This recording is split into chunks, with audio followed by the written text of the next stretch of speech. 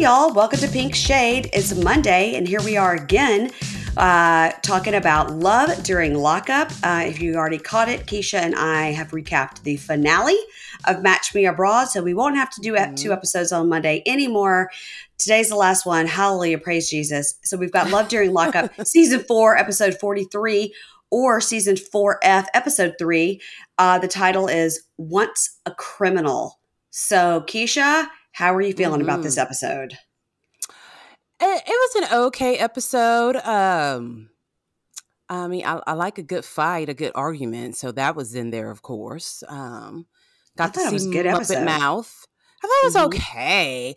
You know what? Maybe I was like not paying full attention when I first watched it because I had to watch it again this morning. And I was like, oh, okay. Yeah, but it was okay. It was okay. Who's Muppet Mouth? LaTisha. Why do you call her Muppet Mouth? She's just like a Muppet? Yeah, she's lips. Yeah. I just think she has very heavy brows. She has very heavy brows. She has that too. Yeah. Like a Muppet. Oh, Lord. Now, LaTisha, you said before we get started on this, you said you had some scoop on her. I do. Let me pull up my book of secrets and gossip. Book of secrets. Yes. So you know how I told you guys that she lost her business, but it turns out she also lost her house in July, and she's got several liens against her, and she writes bad checks to her business and has pleaded guilty. That's one. Then I thought this was pretty funny. I found a Yelp review of her business, right? And this is before her husband became a boss as well. It says, this place is ran by friends rather than business people. They do not have any order to this business and just operate it however they see it. They use Facebook Messenger as a way to communicate rather than email. Like, really? They do not have any paperwork trails when taking your money or signing you up for services. I tried this company and paid them in full for a service that they could not complete and was told I would receive a refund and had to end up filing a small claims on them. The owner, LaTisha Griffin, and worker Sharnicia, which she's not, I guess she got fired. I don't know. We haven't seen her. We haven't seen her. And are very unprofessional when dealing with clients. I do not, in all caps, recommend anyone to use this company when dealing with those two. And then I saw another one that said that they just took her money. And didn't provide any tax services? No. I think it's something about she took her tax returns. So I think she's going to be on another season of Love During Lockup, but it's going to be in reverse. The husband's going to be on the outside. She's going to be in there because, I don't know. Those are some pretty big allegations right there. And I believe them 100%. Wow. LaTisha, come on now. You're a boss. You've got boss girl tax services or whatever. Shoot. Would you ever get your taxes filed by a place called Box Girl Taxes or whatever? Just the boss part. No. I'd be like, you're trying too hard. No. Exactly. There you go. Trying way too hard, but yet doing so little. Wow. Well, she's on TV now, so I'm sure she's making tens and tens of hundreds of dollars from Match Art Productions. Yeah. She'll be an influencer next. Oh, God. Yeah. Well, let's start with her since we had the scoop on her. We can start with LaTisha, age 35, business owner, Davenport, Iowa. And, of course, we've got Keith. He's in a facility in Florence, Colorado. So we start with him hanging up when she says, did you sleep with her? Meaning her coworker. And she's like, sometimes the call drops, but this better be by accident. I'm going to be really mad. So she asked him again. So he calls back and she's like, did that call drop on purpose? He's like, no. And he laughs. And she goes, well, did you sleep with her? And he says, nah. I mean, she's your friend. You should ask her. But nah. I didn't like that answer. Well, to me, he was almost picking at her a little bit because he's kind of got like, you can tell he's laughing when he's talking to her because she sounds so utterly ridiculous. Because what if they did sleep together like, 20 years ago? Yeah. Yeah. You know, I think he likes her reaction. Yeah. And then he says, I don't know. I mean, she's not even my type. So that wasn't even an option. And then she reminds us that Keith is, in fact, a hot commodity, always been very popular. And the girls always come after him. And, you know, he's been locked up for 10 years. And she doesn't really trust him. Okay, great. It's a good thing to get married then if you don't trust him.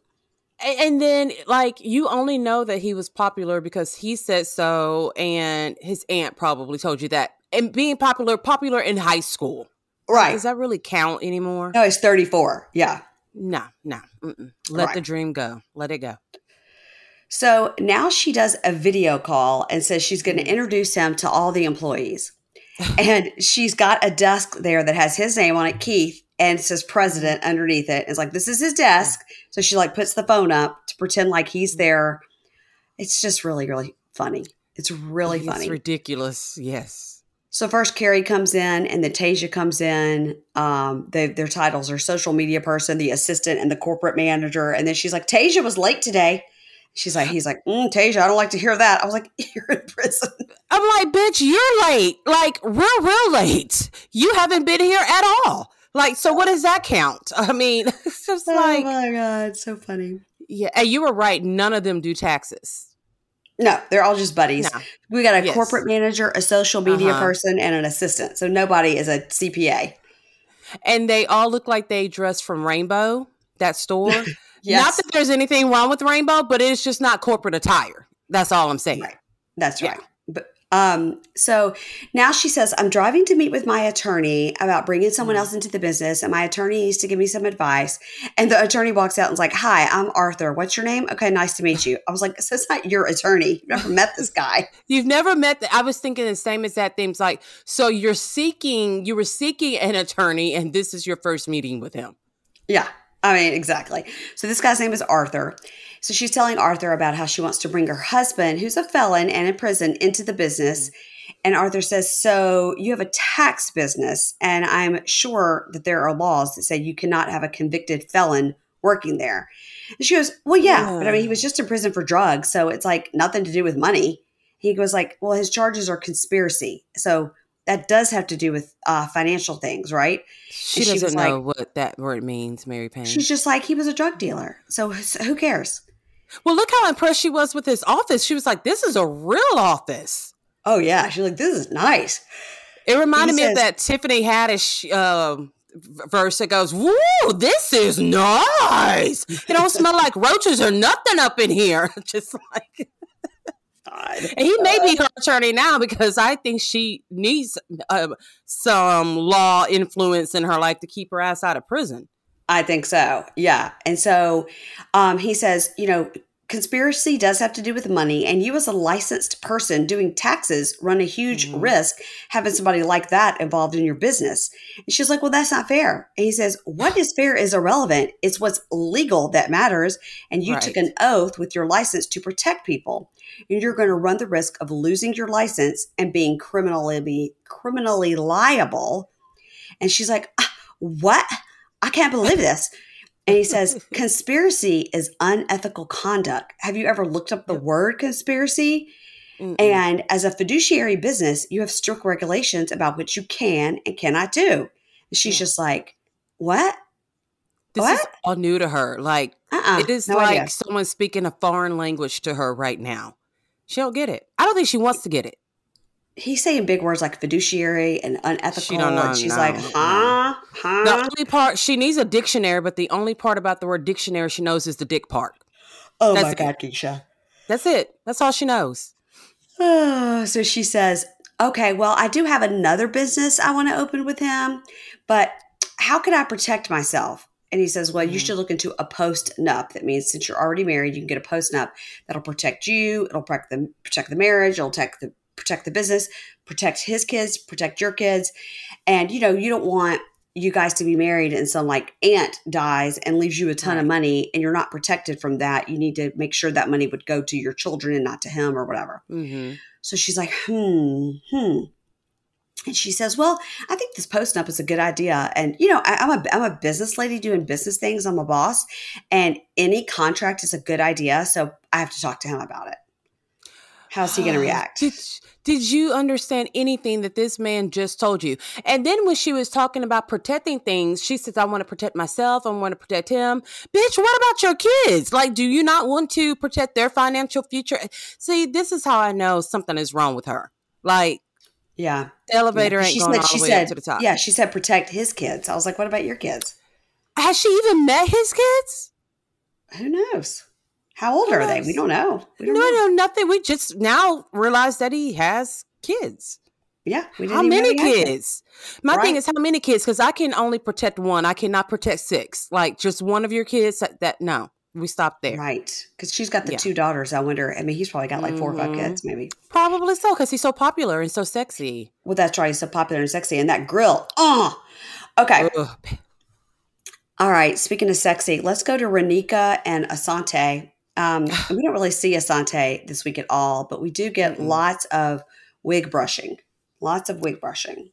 Yeah, we did. She brushed it out, and it does look very silky. The hair looks very silky. Well, she probably put some. She it's not a new wig, that's for sure. It's the same wig.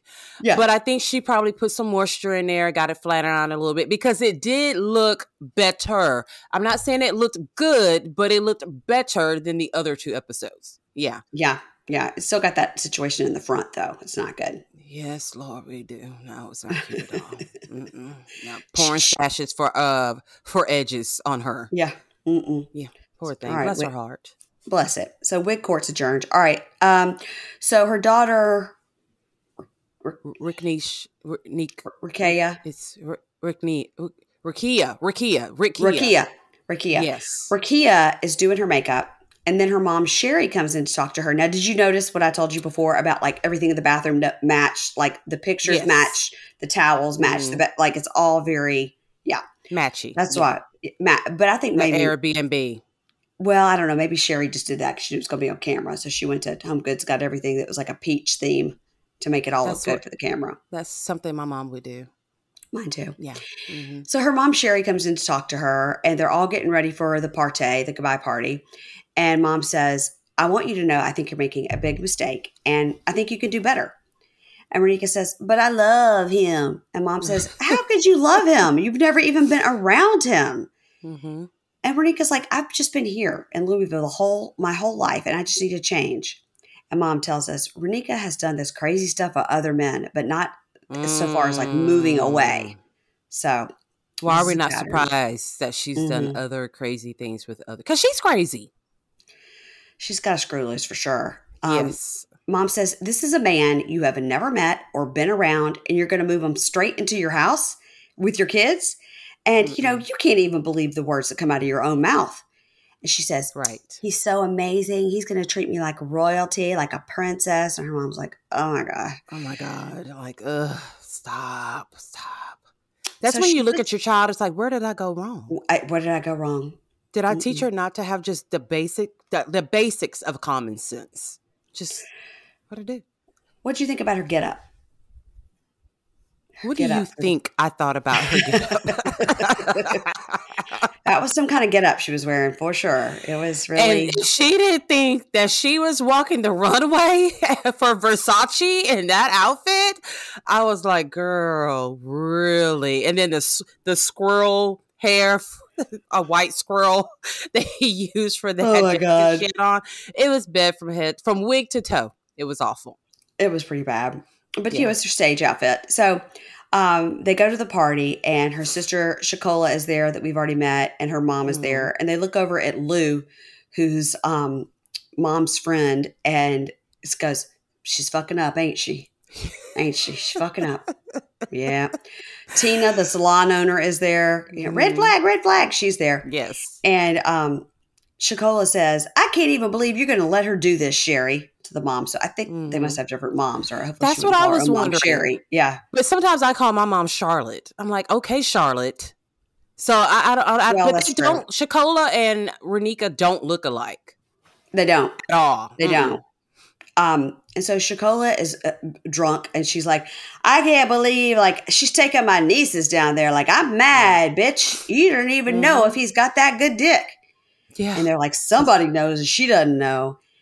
And Raneka starts saying, all of you have been with a convict. You've been with a convict. You've been with a convict. And Shakola goes, yeah, but they're convicts that we know. Like they knew them before they went in. That makes I mean, if you really think about it, that does make a difference because you do know this person in the free world. That's right. Yeah. And then Raneka says, half you bitches are convicts yourselves. And they're like, oh, whoa. It was so funny. Putting all So of our funny. business out there. We did not discuss this at first when we were talking about the show and what we were going to say. Like, this wasn't part of the script right here. So Shakola says, I'm just going to keep drinking my liquor because you're stupid. Mm-hmm. And Raneka throws water on her and this other girl that's got a bandana and gold teeth is like, fuck you, fuck you, fuck you, throwing the water. And then Shakola says, you cheap ass squirrel fur bitch, walking around like you're Tyra Banks, like you're Beyonce. Mm-hmm. And she thought she was. Oh, God, it was funny. So Raneka goes out and finds a security person. Was like, are you the only security person? I'm going to need more security. She's pulling Karen Huger. Security, security.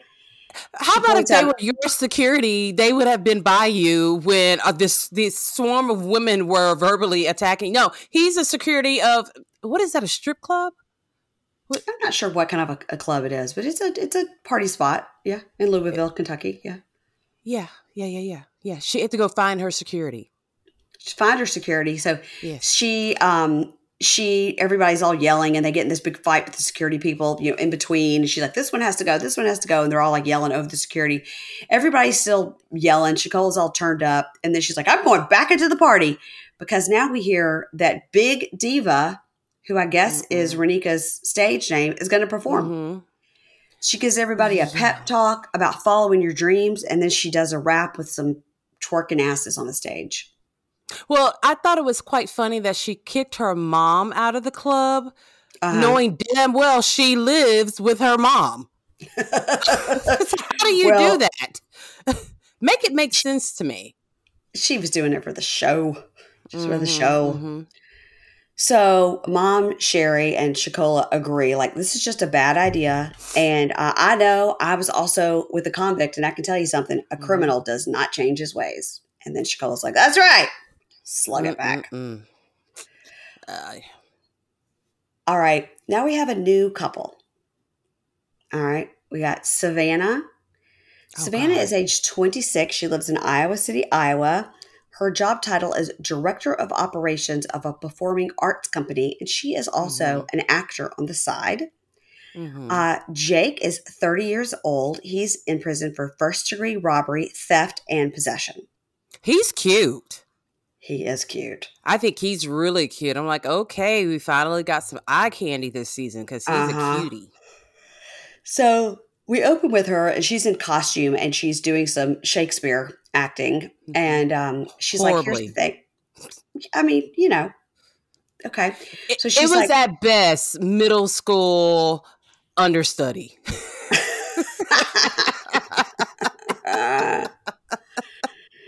Well, she tells us she loves attention. So she's always loved acting because she loves the attention. She auditions for everything that comes her way.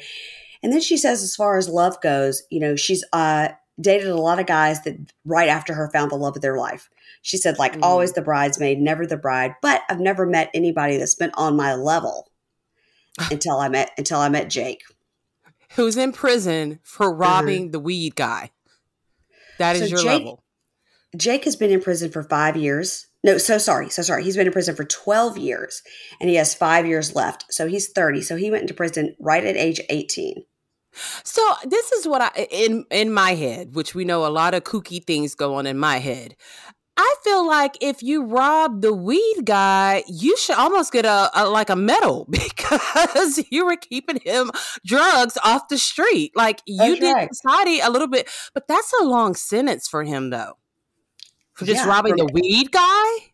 From age 18 to age 35, you're in prison. I mean, that is a big hunk of your life. So I feel like there had to be something else with that charge. First-degree robbery, theft, and possession. So I don't know. Maybe he also stole the weed and he had like a criminal amount of weed. I don't know. Yeah. Oh, man. I don't know. That's a lot. So he was in high school when this happened and he stole money from a weed dealer. And these two of them have been together since 2019. So 3-4 years. And she says the best sex she's ever had in her life has been with Jake, even though it's always been on the phone. Okay. What? What? I don't know. I don't know. I mean, she's just like, he's so great. I was like, it sounds like you're great with yourself, actually. That's what I was saying. You're doing all the work. He could just offer a voice. Right. It's a voice. Yeah. But she's kind of, she's a little desperado. Yeah. More than a little bit. Yeah. So she talks to her friend Shelby, and she says that she has cheated on everybody she's ever been with. She was a hoe. She made bad choices. And also says that Jake has been engaged 2 other times, but does not want to get engaged to her. That's saying something. I guess he's been engaged 2 other times in prison because he went in when he was 18. So he didn't get yet, you know? Yeah. So he's Chad in prison. Chad from Match Me Here Broad. Oh, yeah. So they talk, and she says, I don't know. Like, I don't know why he doesn't want to make it official. I mean, I don't know. Things aren't great with his mom right now. And so maybe that's part of the reason. So Savannah says when he first went in, he wanted her to meet his mom. So she went and had like a lunch visit or something with his mom. She thought it went great. And afterwards, the mom told him that she was completely crazy. He was making a bad decision by being with her. So the mom has never liked her. Her mom saw right through her crazy right away. But I mean, her kid's also in prison, so she might not have the best judgment. I think her judgment's correct for Savannah. Yes.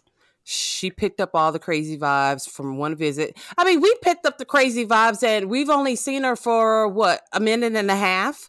And, True. She's just, I have to tell you something awful, though. Okay. Someone messaged me, and it was a picture of Sid from Ice Age. And I was like, huh? I was like, what is this in reference to? They're like, the new girl who Love During Lockup. She's talking about Savannah. Well, I don't know what Sid from Ice Age looks like. I'd have to look that up. He's a sloth. Okay, and yes. His eyes are kind of far apart. Yeah, I'll have to see you the picture of it. But I was like, yeah, because I think every person looks like an animal anyway. And I think it was pretty spot on with Sid. Yeah, most definitely. So she says the mom saying all this really hurt her. And made her feel like nothing. It made her feel horrible that the mom said this about her. So Savannah says, so if your mom doesn't approve of me, will we ever be able to be together? Like, am I just wasting all this time? He says, hey, I've never felt about anybody like the way I feel for you. And I can't predict what's going to happen in 5 years when I get out. She's like, okay. He's like, and I love you. And she's like, okay, I love you too. Bye-bye. She forgot that pretty quickly. Yes, she did. Now we see her at her house, and she has a list of like awards and things that he's done or accomplishments that he's done in prison. He's submitting a commutation application to get his sentence commuted. You petition the governor to show that you've been rehabilitated. So he's showing all these things that he's done while he's in prison. He's no longer a threat to society. And she says her friend Samantha is supposed to come over to help her with the letters, but Samantha doesn't show up. And then she calls his aunt, who she's really close to, who won't answer the phone, and she hasn't spoken to her in a few days. Well, it's probably because they don't want to be on TV. Yeah. Don't you think? Yeah, and they probably told her they didn't want to be on TV. And she did it anyway. True. Because she's like, well, this is my life. I'm filming it. Do you think that's an Airbnb that she's living in? It looks pretty clean. It did. But I'm always looking at like if there's personal pictures out, or if there's something like stuck on the fridge, things that would make your house your own. Like you didn't just like unpack your stuff in the closet. I mean, there was pictures on the walls, but it was like of artwork, and she had a picture of she and Jake like on her nightstand. Okay. I don't know. I'll have to study it next time. Sorry for the yawn. And so she says she does worry that Jake's family has heard things about her that are not true. And she worries that without his mom's approval, they will never get married. He'll never be ready if the mom never approves. Sounds like that is the case. So, well, she's got 5 years. I mean time can change things. She's trying to get it shortened. So Jake calls and is like, hey, what's going on? And she cries and was like, Samantha was supposed to come over and help me with these letters, but she flaked. And of course, your family won't talk to me. And I just want help and support to write these letters for you. And nobody's there for me. And she says, doesn't this hurt you? And he says, no. When I went to prison 12 years ago, it's like I died. So no, I don't care about any of this. He's like, that's why, since I've been talking to you, I'm not as mad as I was. You're such a calming presence in my life. And she's like, oh, babe, you know what? And he goes, hey, don't bring up getting married on a picture. Because when he said something nice, then she's like, oh, babe, you know what else would be great? He's like, Yep. He knows her very well. Yep. Because she was totally about to bring it up Yep. again. Yes. Stop. Oh, guys. So she laughs and she goes, but if you see all these great things in me, why can't your family see them? And I think it's just like once that cheating rumor came about, like everything changed. And, I did not cheat on you. That's very clear. We both know that. He's like, no, we don't both know that. Right. You know that. And I just choose to believe you.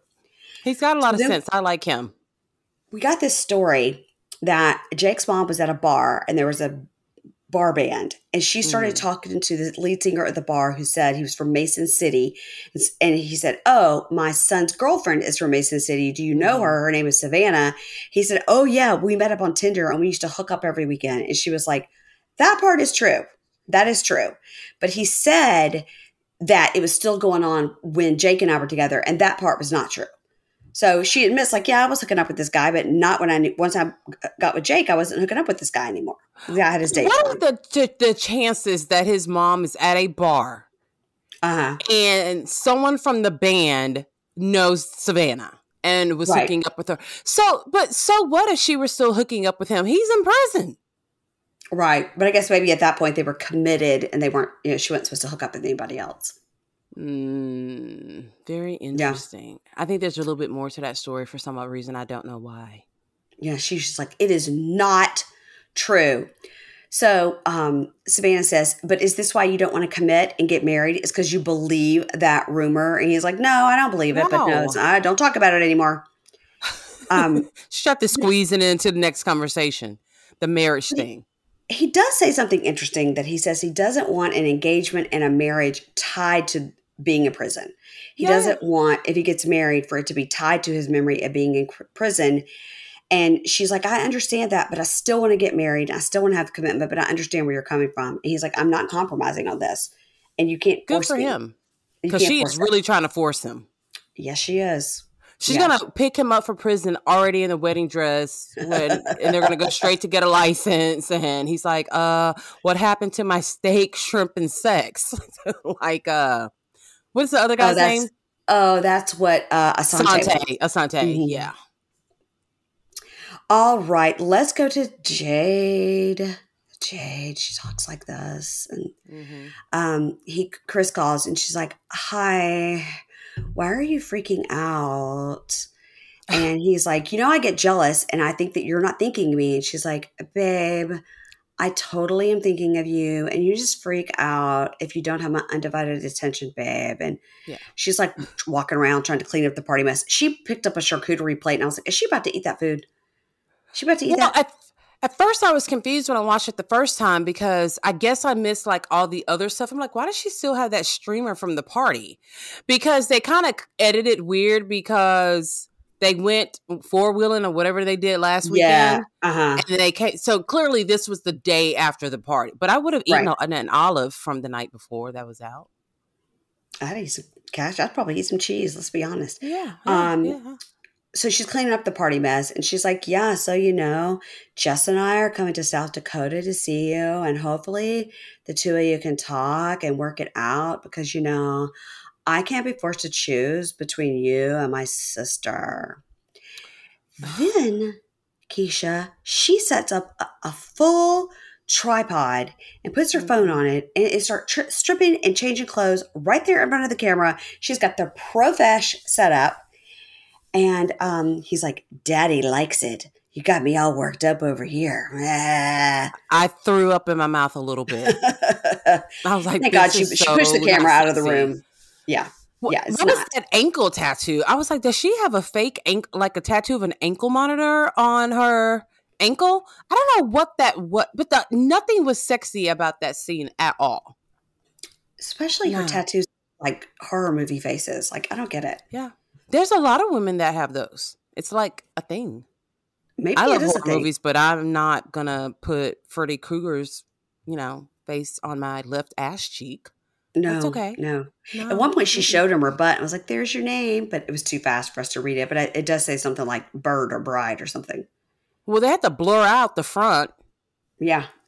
I'm like, how much coochie was she showing? Like, didn't she have was the showing blood right there?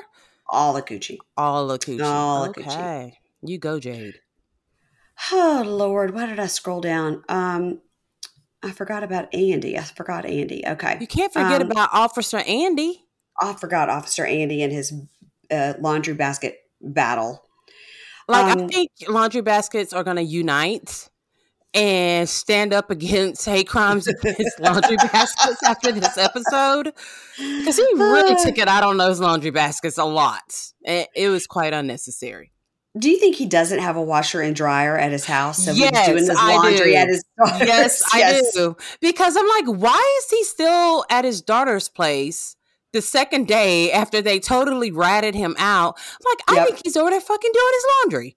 And I think he spent the night to do his laundry. Yeah, because he had 2 huge baskets full of laundry. Yeah. Yeah, that's exactly what he was doing. So he's still there, and Brittney calls and was like, listen, yesterday you blindsided me. I thought you and your kids were great. And you lied to me because now they're saying you abandoned them. Mm-hmm. And he's like, all right, what's the long and short of this conversation? Because I feel under attack. And she goes, it's not a good idea to visit because like my kid's going to be there and I just don't want to put her through all that. I don't even know if we should be together. Andy, you avoid talking about problems. You bounce the first sign of problems. Mm-hmm. Then he kicks laundry basket number 1, hate crime number 1. And the laundry goes flying. Okay. So he says, oh, okay. So I'm the piece of shit because I admitted to some things. And she was like, no. It was fine when you were the Brady Bunch dad, but now you're not. He's like, oh, Brady Bunch dad. He's pacing. He's all aggro. And she says, he is mad, big mad. And she says, he is. She's like, you're not being honest. And I waited 10 fucking months on somebody I don't even know. So yeah, that's what happens when you're dating in prison. You don't fucking know them. Hello? Yeah, nobody knows anybody. Yeah. So then in his talking head, he goes, I had no clue that my daughters felt this way because sometimes I would leave, but not for like months or weeks, like just a couple of days just to clear my head. And then I would come right back. That is also called child neglect for leaving a kid for 3 days. Yes, it is. But on the flip side, can she really fucking talk? She's got all these kids and she's in prison. She ain't taking care of any of them. Yeah. But I mean, he's more wrong because I just can't stand him. Oh my gosh. I was like, yeah. So he says, she was like, I think it's fucked. We got to the finish line and now you pulled this. And she says, he's saying, I think it's fucked. We got right to the finish line and you're pulling this. And she goes, well, I can't even get a word in. It's like talking to a brick fucking wall. It's just a waste of my time. Then he kicks basket number 2. Yep. And then she says, you're a waste of fucking time. You're just a fucking liar. And it's one thing you told me. You were a cop. And that's the one true thing. And that's why I hate cops. Oh, that did it to him right then. And then she says, he said, bye, Andy. And he throws a laundry basket now. And he's just got all those clean clothes all over the dirt. Now he's got to stay an extra day. he's got to wash put everything back in the washer. Yeah. Mm-hmm. He's not a thinker. He's not a thinker. Do you think his daughters did his laundry for him? Or they were like, fuck that. Do your own laundry. I cannot see the older one. What was her name? Destiny? Mm-hmm. I don't see her doing his laundry. She's willing to put all of his dirty laundry out there, but I don't think she's willing to actually wash and dry and fold his laundry. No, maybe the older daughter. She seemed really sweet. She seemed a lot nicer. She didn't seem quite as over it as, right. Yeah, it was Jessica and Destiny, right? Is that their names? Allie and Destiny. Oh, that makes a lot more sense because on the wall they had like an A and a D or an A. And I was like, who are these people? Yeah. All right, now we'll go on to Brittney and Kerock. So Brittney is showing her friend Shayla the bed that lights up. Have you ever seen such a thing? Yeah, no, because I'm not a stripper. That's not a bed that a stripper would buy. You know who would have that bed? It would be Lacey of Lacey and Shashawn. Most definitely. Yes. She probably saw it on her Facebook page and said, I want one of those too, girl. Where'd you get yours from? Yeah, totally. She would totally do that. And she was like, I can't believe you bought all this new furniture. How are you paying for it? She's like, I'm paying it off monthly. And then she says, because she was living with Kerock's family, because her family won't accept her. And she has moved them now into a bigger house. So it's a different house than we saw the first time, I guess. Yes. And Brittney says, I used to do drugs and I stole from the mall and then I got really into robberies, but I'm doing better now and making more money now than I ever did before when I was doing all the bad stuff. So Shayla's like, that's great. Like, I'm so proud of you. And then she explains to Shayla that she and Kerock are going to have a baby. And technically Brittney will be a surrogate because she's going to carry Kerock's eggs. They have to get a sperm donor. That's going to cost a lot of money. It's a very interesting way to do it. Yeah, it is going to cost a lot of money. Yeah. I've never heard it be done that way. Yeah, I mean, it's like if she's going to do like an IUI, she could just get somebody's sperm and do an IUI, and that's much faster and more inexpensive than in vitro. Yes. And she could just do that with somebody else's sperm, but it would be her egg. So if they want to use Kerock's eggs, then this is the way they have to do it. Oh, boy. Yeah. So she explains that. And she says, I've really got to sit down with my family. I'm going to start with my dad because he's more understanding. But my parents, they just don't understand. Like, they don't understand, like, am I gay because I'm with a girl, but the girl looks like a dude. And, like, they just don't understand it. And my mom is, like, so super conservative. She just can't get it. I just thought her family was so supportive from the first episode we saw with her, because she was saying they took care of her when she was in prison, and now I don't know. Yeah, and to be fair, for some people, this is a lot. This is really new. You have to think about the generation gap, that some things are just that our kids approach us with, we don't have any experience with. It's like, oh, okay. Well, let me learn about this. You love your kid, but it's all still very, I mean, hell, me and James's interracial relationship was taboo on his side of the family. You know what I mean? So it's a lot of generational things, but for them not to be talking is bad.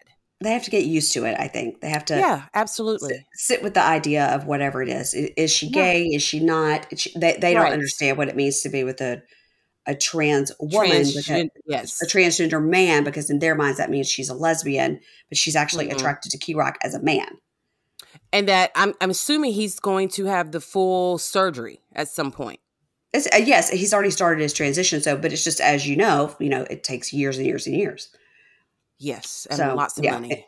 And lots of money, and her parents are trying to understand it. So Shayla's like, I think that, because Brittney says, like, my parents don't even really understand where I'm living right now or anything. And I just want to sit down with, like, Kerock and my mom or Kerock and my dad. And Shayla says, you need to build a relationship with your mother, the two of you, before you try to add Kerock into the mix. Yes.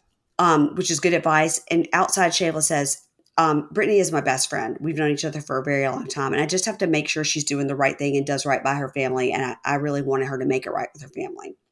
Yeah, I don't think introducing them to Kerock before they've had a chance to really understand everything and rebuild a relationship with her, because she hasn't been out that long. Yeah, not to mention she was in prison, 3 years or something? Yeah. Yeah, and Kerock's, I don't know how he would be in front of her family. He's kind of an asshole. It's kind of aggressive. Yeah, and if they are kind of standoffish, like, how's he going to be with that? If they think he's controlling, yeah. So then right as Shayla leaves, she's like, oh shit, I was supposed to do a visit at 8:30, like a video visit. So she says, oh my God, I'm only 3 minutes late. So I don't know if that means it's 8:33. And because if you're not there right at that time, like, you're not allowed to do the visit. If she wasn't logged on right at 8:30. Yeah. So, okay, that does make more sense, because I thought she meant there was only 3 minutes left of that visit. But I think you're 100% It could be. Because she says, oh, it's only 3 minutes. It's only 3 minutes late is what I thought she said. But Kerock was going to be mad either way. She was like, oh my God. And she's so worried. Like, oh, now he's going to be so mad at me. So then he calls. He's got all mad. He goes, I got all dressed for this visit. Now I look ignorant. And you had me waiting for 20 minutes and you can just forget it. I'm not coming to any more of these visits, whatever. So I wonder if it was really like 8:50 by the time Kerock got a phone to call, because they missed the video visit. And it was 20 minutes later when he finally got to a phone to call and say, like, why didn't you come to the video visit? Because probably you have to go into the room and do like a whole separate thing. Right. So he's mad because he's like, now I look ignorant. And I'm not coming to any more of these visits. And so he hangs up. And she's like, oh, we have another visit tomorrow night. I hope he comes. And, that you really, especially when you're in there, you look so forward to seeing somebody face to face. And I feel awful that I was late. And she says, I don't have a good relationship with my family anymore. And Kerock is my only family. And I would never even know how to be alone, which is not good. Not good. Now, and she looked a little scared. Mm-hmm. When she got off the phone with him, but she also called herself a poopy head. So I don't know. There was a lot of things going on right there. She did say, now I'm a poopy head. And I was like, okay, girl, you're on WeTV that you can call shit. You can't say shithead. I mean, yeah. This isn't PBS. We can say shithead, not poopy head. She looked a little bit scared to me. I think Kerock is very possessive and very aggressive. Yeah, but it is when somebody says out loud, like, I've been alienated from my family. This person is the only person for me. Yeah. And now if I piss them off, then I have nobody. That's like that's a real controlling vibe. Yes, it is. Yes. Yeah. And how much longer till he gets out? It's only 55 days or something like that? Yeah, it's like within a couple of months. So probably assuming if he gets out, then they'll roll over into the next season, I think. But they've shown who's on the next season. For sure, we've got Green and Asante. Yeah, yeah. And then Andy. We have Andy on the next season. But I don't remember seeing any of the others. So, I mean, we really don't know. We have, what's her name from Jersey, that is the mail lady. Yes. We have her. Yeah. She's going to be on because his mom comes and was like, he's going home with me. Ah! Yeah. I'm like, if y'all don't quit fighting over this grown man, like really, like just let the boy get out and y'all take him to dinner together. But yeah, there may be some hair pulling between those two. He's real cute. He's got to get his teethies fixed. He's got quite a few missing from his meth problem. Yeah. He does. All right. Next time on Love During Lockup, Andy says, how do you take 8 months of goodwill and shit on it? And she says, well, I feel like we need to talk face to face. So he is going to go. And I guess her daughter will be there that hates him or whatever. Now we see EB, who remembers Kerock's best friend, who looks all kind of Fraggle Rock. EB looks like a Fraggle Rock. Yes. Totally. That hair is just something awful. It's something. It really is. So EB is like, I don't like the sneaking and the lying, and ask Brittney, where do you go when you don't go to school? And she looks like she's at Brittney's job, like a bartending job or something. And Brittney's got a real goth look going. At their job. So EB's real suspicious of Brittney. Yeah.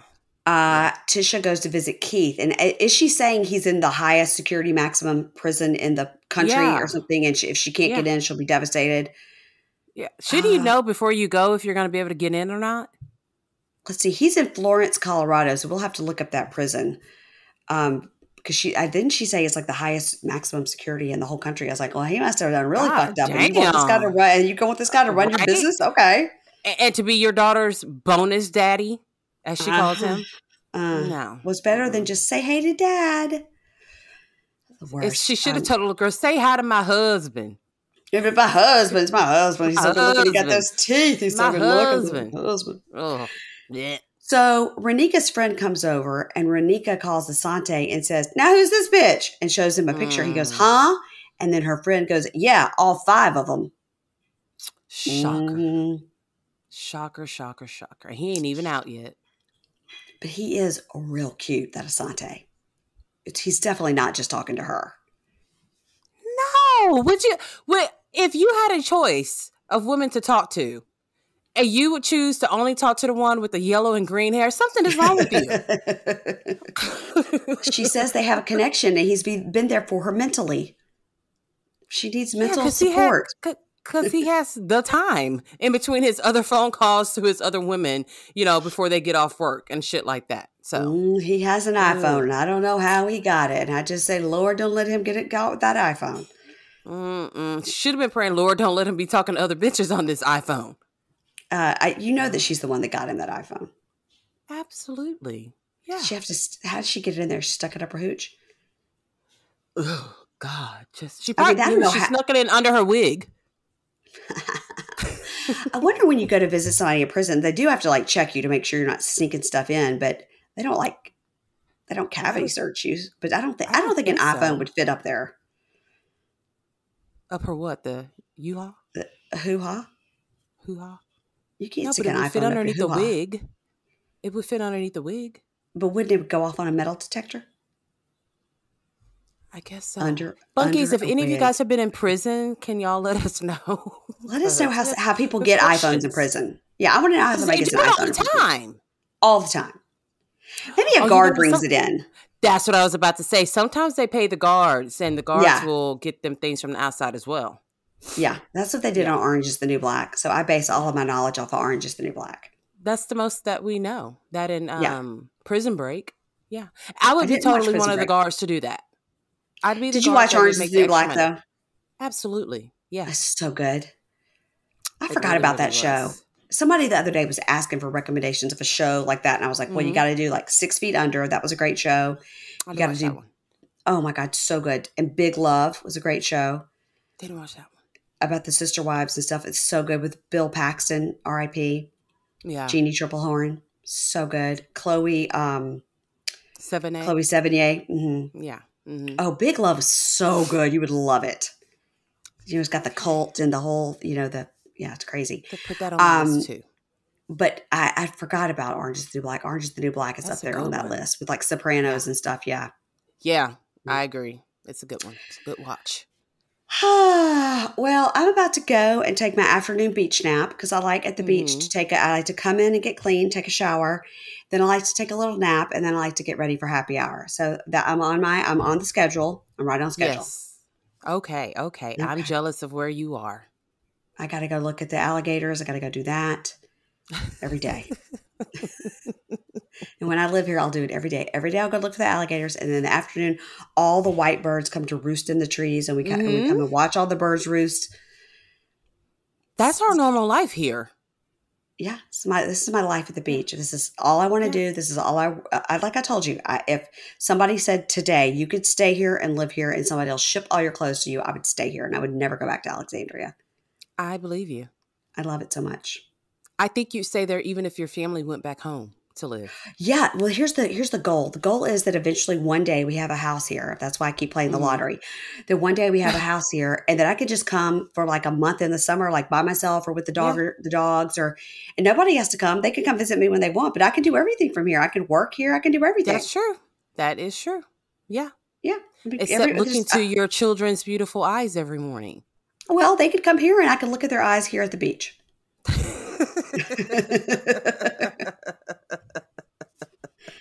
I want to make friends with some of these coastal grandmothers. I want to go to bingo night. I want to do it all. She's got plans, y'all. I got plans. Oh my gosh. Well, everybody, make sure you're following Keisha over at the Libra Lounge with Keisha. This week, she said she's talking about Lizzo, Cardi B. Yeah, lots of controversies going on. Yeah. I know.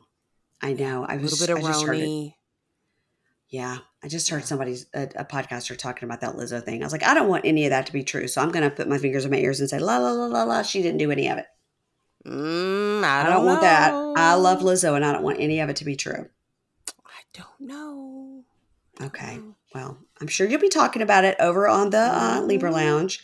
And guys, as usual, please follow us over on the Instagram at Pink Shade Pod. And you can also follow Keisha at the Libra Lounge with Keisha. Yes. And that's it, girl. I'll talk to you next week. Okay, bye. Right, bye-bye.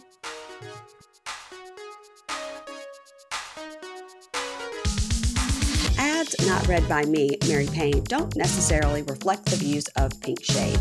If you'd like to listen to ad-free, you're going to go on over to Supercast or Patreon, and you can find the links to Pink Shade Prime at pinkshadepodcast.com.